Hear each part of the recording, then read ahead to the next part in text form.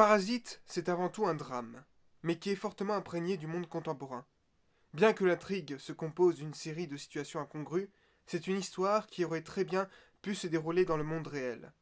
On peut le voir comme un incident qu'on aurait pioché dans les journaux ou sur les réseaux sociaux et sur lequel on se serait basé pour faire un film. Parasite est donc à mes yeux un drame plutôt réaliste, mais il pourrait tout aussi bien être perçu comme un polar, une comédie sociale ou encore un thriller horrifique.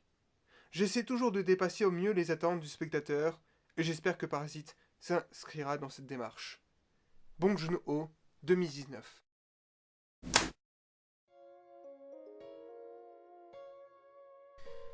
Eh bien, ça va pas être évident de parler de ce film, ce fameux Parasite qui a permis en plus à Bong Joon-ho de remporter la Palme d'Or, ce qui n'est pas rien, et qui est pour moi une Palme d'Or historique. Parce qu'elle permet en plus à la Corée du Sud d'être plus reconnue sur le marché du cinéma en fait, d'une certaine manière, et d'être reconnue par une certaine instance critique. Parce qu'il faut pas oublier que le Festival de Cannes en tant que tel, c'est une certaine instance critique. Il y a une forme d'élite un peu qui en ressort, ça a été une critique assez récurrente envers le Festival de Cannes, mais loin de là, loin de moi en fait de m'attaquer au festival en tant que tel, parce que je suis justement très heureux du choix qui a été opéré par ce jury cette année. Parce que Parasite, c'est un film de Bong Joon-ho, donc déjà, moi je l'attendais avec impatience.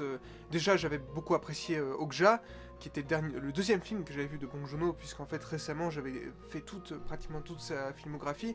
Je vous avais parlé de Mother cette semaine, et maintenant aujourd'hui ça va être son dernier film donc, sorti, qui est Parasite, qui est un film assez surprenant. Ça va être difficile d'en parler parce que j'ai toujours essayé dans mes retours de pouvoir concilier spoiler, enfin, de parler en profondeur du film et éviter un maximum les spoilers, ce qu'on appelle les spoilers, si moi j'aime pas trop ce terme, enfin. Non, c'est un autre débat. Mais en tout cas, Parasite c'est une œuvre très surprenante. C'est une œuvre qui s'inscrit totalement dans la filmographie de Bong Joon-ho, qui en même temps renouvelle totalement son cinéma d'une certaine manière et en même temps ne le renouvelle pas. C'est assez particulier parce que c'est une sorte d'aboutissement et à la fois c'est comme les autres films, c'est un chef-d'œuvre, un film absolument qui est très important. Je pense vraiment que Bong Joon-ho est un cinéaste philosophe, comme l'aurait pu être Tarkovsky ou encore Kubrick ou plein de réalisateurs qu'on acclame et qui c'est vrai, apportent vraiment un regard sur le monde qui leur est propre. Et c'est le cas de Bong Joon-ho qui à chaque fois offre des lectures assez particulières qui sont très fortes. Je vous ai lu au début une phrase issue d'un dossier qui était distribué par Mon Cinéma, mais il ajoute aussi après, je pense qu'il n'y a qu'une façon de décrire les inégalités qui s'emparent de notre société. C'est à travers une comédie dramatique. Nous vivons dans une époque où le capitalisme règne, sans aucune autre alternative possible. Ce n'est pas juste en Corée. Le monde entier fait face à une situation où la doctrine du capitalisme ne peut être ignorée. Dans le monde réel, les familles Ki-taek et Park ne risqueraient jamais de se croiser. Le seul point de convergence entre les classes est autour de l'emploi. Lorsque l'une est engagée en tant que domestique au service de l'autre. Ça représente tellement le film. En fait, j'ai l'impression que chaque film de Bong Joon-ho a un message qui est d'une importance capitale. Chacun des films de Bong Joon-ho sont une analyse assez juste et crédible en plus de notre société à travers des abstractions. C'est ce que j'avais expliqué dans la vidéo que j'avais faite avec Romain Rimbaud et la critique que j'ai faite sur Mother. C'est qu'il utilise toujours quelque chose d'abstrait, toujours quelque chose qui pourrait paraître invraisemblable et qui en fait l'est totalement. Par exemple, dans le transpersonnage, cette idée de micro-société métaphorique qui est dans un train, qui devient de plus en plus abstraite d'ailleurs, ce qu'on avait reproché en fait au film, que rien n'était cohérent dans le train, mais ce qu'ils n'avaient pas compris, c'est une allégorie de notre société.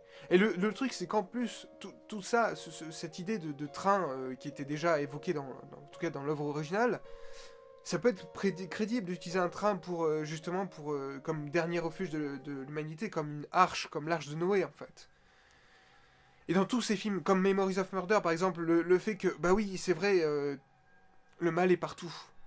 Le mal est présent partout. Et que, en fait, le fait de s'impliquer dans une, dans une enquête, c'est vecteur de souffrance. Parce qu'en fait, ces policiers, ce qui est génial dans ce film, c'est que les policiers sont jamais présentés comme des abrutis, en fait. C'est juste qu'ils sont tellement dépassés par la situation, tellement désespérés que il y a une dépression qui s'installe. Et c'est dingue, il y a toujours cette inversion des valeurs. Et dans le film, ce fameux parasite, qui d'ailleurs utilise toujours une figure d'abstraction qui est le parasite en fait.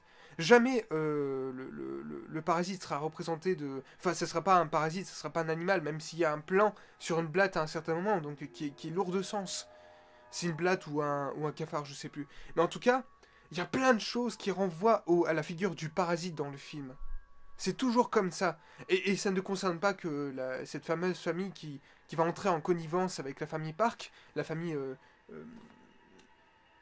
comment elle s'appelle? J'avais dit tout à l'heure, Kitaek, voilà, et donc Hong Sang-soo et le père, en fait, joue le père de cette famille pauvre qui vit en dessous. C'est ça qui est très intéressant. Et ils sont en dessous, comme des parasites reclus, on les enferme. Et ça, c'est très fort. On est toujours dans cette idée de cinéma un peu marxiste, euh, mais pas du tout purement marxiste. Parce qu'il va greffer à ça une analyse sociologique qui est en rapport avec ses études, en fait, sociologiques qu'il a exercé. En fait, il a fait des études sociologiques avant des études de cinéma, parce que je crois qu'il est passé par des études de cinéma après. Et c'est là où je parle de cinéaste philosophe, parce qu'en fait, il apporte une véritable vision de la société que l'on ne voit pas partout. Parce que c'est vrai que je reprochais un peu au cinéma américain parfois d'être manichéen en termes... attention, c'est pas général, je fais pas de généralité là sur le coup. Mais il y a beaucoup de films américains qui passent pour des purs outils de propagande en fait. Alors que là, il y a une forme d'analyse qui va au-delà des sentiments moraux. Il y a une forme d'amoralité qui pourtant est propre au cinéma d'horreur, qui là se greffe au cinéma de Bong Joon-ho, qu'il soit un drame social ou une comédie. D'ailleurs, ce film, encore une fois, mélange les genres. Il a toujours autant de maîtrise dans la manière d'enchaîner les genres. Les genres s'enchaînent comme ça, comme un train, comme des wagons, en fait, qui s'enchaînent, qui sont emboîtés, comme dans le transpersonnage. Et c'est ça qui est formidable dans ce film, c'est qu'il n'y a aucune rupture de ton. Alors qu'il y en a plein, mais elles sont pas visibles, parce qu'elles s'embriquent tellement bien que ça en fait un schéma, indépassable, fonctionnel, et c'est assez dingue, là, sur le coup. Bon, comme d'habitude, la mise en scène est exceptionnelle. Elle est super métaphorique, elle est compréhensible, elle est fluide en plus, elle est super fluide.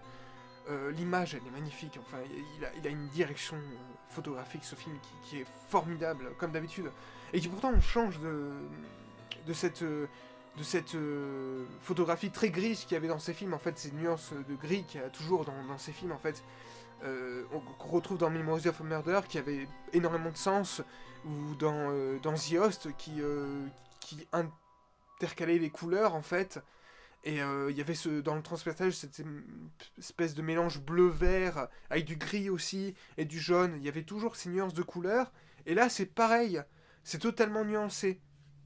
D'ailleurs, la maison des parcs, donc cette fameuse maison qui est le produit d'un architecte, eh bien, est très particulier. Et il va jouer totalement avec... parce qu'en fait, Bong Joon-ho, c'est un cinéaste de l'espace.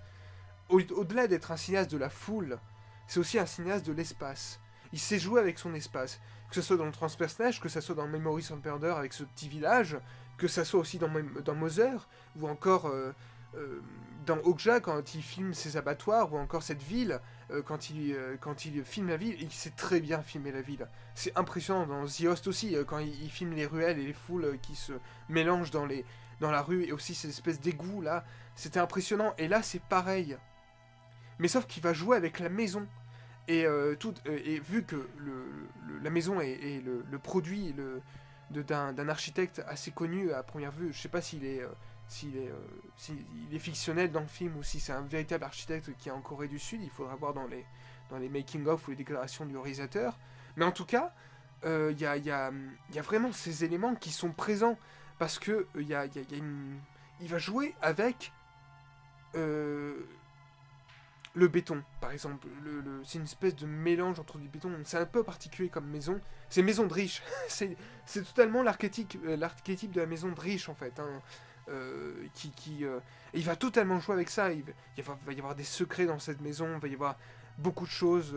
Il y a une espèce de grand espace. C'est une maison ultra expansée. Il y a un jardin qui est surélevé, qui est magnifique, avec des bonsaïs en fond. Je crois que c'est des bonsaïs qui sont ultra grands, ils jouent sur les échelles, c'est assez dingue. C'est comme dans le transpersonnage où ils jouaient totalement avec les décors qui s'embriquaient les uns dans les autres. Et là c'est pareil, ils jouent totalement avec cette idée d'architecture, d'espace. Il sait gérer l'espace. Et des cinéastes de l'espace, il n'y en a pas tant que ça en fait. Ils sont assez rares. Et là, c'est sûr que c'est pas un film Marvel où... J'aime bien Marvel, mais ils savent pas gérer l'espace, c'est une catastrophe là-dessus, ils savent pas le faire. À part dans Infinity War, peut-être à certains moments, mais voilà. Mais en tout cas, là, par contre, on a un cinéaste qui sait utiliser tous les éléments cinématographiques. Et c'est ça qui est dingue. Donc, je parlais de ces deux familles qui vont entrer en connivence, qui vont se rencontrer d'une certaine manière, je dirais pas comment, il faut pas spoiler ce film, ça. Il faut surtout pas... en tout cas raconter un truc, parce qu'il y a tellement de surprises, il y en a toutes les minutes, c'est totalement dingue. Et en plus, le film donc enchaîne les genres, et il y a un moment où on passe de films de casse, on passe de films un peu plus obscurs, plus cryptiques, et c'est ça qui est dingue, c'est qu'il y a une sorte c'est un film réjouissant, jouissif, qui est ultra divertissant, c'est ça qui est dingue. Alors, c'est une comédie dramatique, un drame aussi, un pur drame, parce qu'il y a des éléments de comédie qui vont se greffer en fait à des éléments de drame pur en fait et dur. Et il y a des éléments fictionnels, il y a des éléments assez forts aussi, émouvants, qui sont très très forts. Je me suis surpris à lâcher une larme à certains moments et à être figé quoi. Il y a même pareil, le travail sur le son est totalement dingue. J'étais dans une salle... bizarrement, ma salle est... alors, c'est un paradoxe, mais ma salle RSC est mieux équipée qu'un CGR. Je comprends pas ça, mais bon, bref. Vraiment, je suis impressionné par ce film, parce qu'il... Et c'est difficile d'en parler sans pouvoir trop en dévoiler, parce que c'est un film qui est une véritable claque, mais comme tous les films de Bong Joon-ho, je suis toujours dans la capacité de dégager un chef-d'œuvre là-dedans, parce que ce sont tous des films qui ont une importance capitale aujourd'hui. C'est comme les films d'Alfonso Cuarón qui sont tous assez dingues. Je les ai pas tous vus, mais en tout cas de ce que j'ai pu voir, ils sont tous assez dingues. Même Gravity, que je trouve un peu mineur, mais il faut que je le revoie. Mais c'est ça, ça fait du bien de voir des réalisateurs qui... Alors, un réalisateur qui se plante, c'est normal, ça peut arriver, mais lui, il se plante jamais, j'ai l'impression. Il n'arrive pas à se planter tellement il est... C'est impressionnant. C'est impressionnant, ça fait tellement plaisir qu'il ait gagné la Palme d'Or. Et ça fait...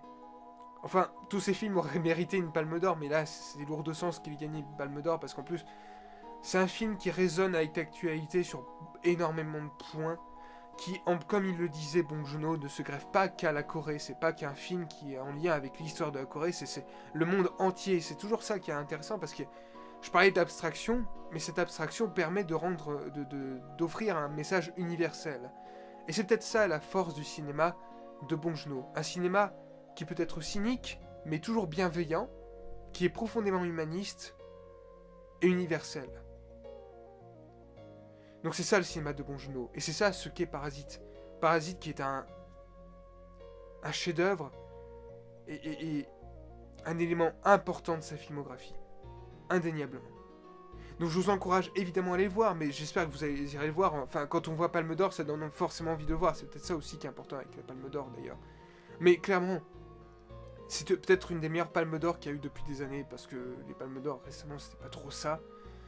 J'ai pas vu Une affaire de famille, il faudrait que je vois de Koreeda, mais je suis sûr que j'ai apprécié parce que j'adore ce cinéaste. Mais en tout cas, je m'attendais à voir un film formidable et c'est un film formidable. D'ailleurs, il y avait la salle avec moi, ils ont été totalement en connivence avec le film, hein. Ils réagissaient plus que Avenger Endgame, tiens. Alors il faut pas croire, et franchement, je parle de ce film, mais je l'ai apprécié, mais c'est pas par attaque, mais c'est juste histoire de vanner un peu.